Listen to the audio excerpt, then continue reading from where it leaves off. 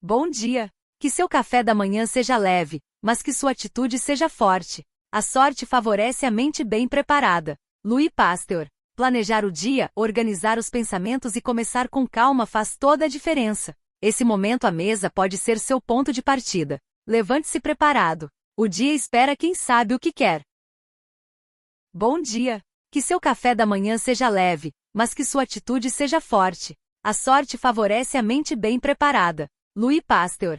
Planejar o dia, organizar os pensamentos e começar com calma faz toda a diferença. Esse momento à mesa pode ser seu ponto de partida. Levante-se preparado. O dia espera quem sabe o que quer.